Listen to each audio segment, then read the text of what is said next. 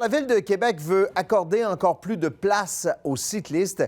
L'administration Marchand veut déployer un réseau de corridors, un peu comme on déploie un plan de desserte d'autobus avec des carrefours là, pour passer d'une ligne de desserte à une autre ligne de desserte. Et Olivier, le maire veut que pratiquement l'ensemble de la ville soit cyclable.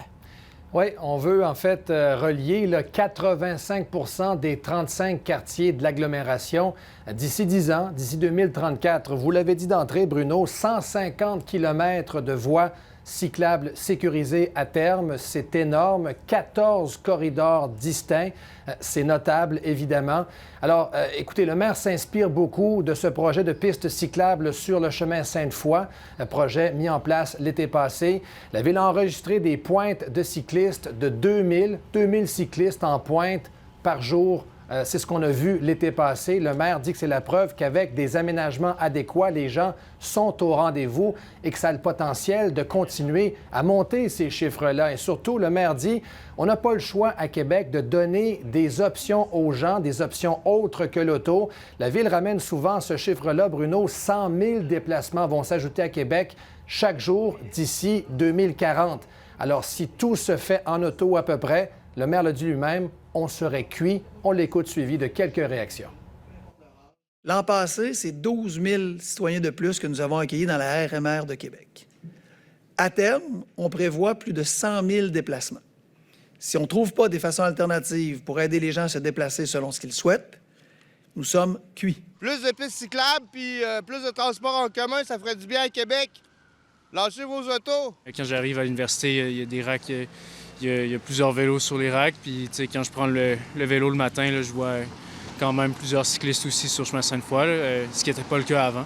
À un moment donné, le public, ils vont être tannés de des pistes cyclables. Là. Mais effectivement, comme automobiliste, ça risque d'être plus difficile, c'est sûr. Et un peu comme disent ces deux personnes qu'on vient d'entendre, les oppositions disent ça va trop vite tout ça. Oui, c'est ce qu'on entend du côté de l'Hôtel de Ville. Ce qu'il faut comprendre, c'est que le premier corridor Vélocité, Bruno, va se bâtir ou va débuter en construction l'été prochain. Ça va se faire entre Charlesbourg et le centre-ville. Et ce qu'on a appris aujourd'hui, c'est qu'il y avait déjà un appel d'offres en cours pour la Ville pour des réaménagements importants sur la 4e avenue, entre autres dans Limoilou. On veut transformer la 4e avenue en sens unique entre la 22e et la 25e rue. Alors, est-ce que ça veut dire des suppressions de stationnement, des voies de circulation en moins? Le maire n'a pas voulu s'avancer, mais pour l'opposition, c'est clair qu'on s'en va dans cette direction-là. Ce que je vous ai dit, c'est que c'était pas impossible. Ce que je vous ai dit, c'est que c'était pas un objectif.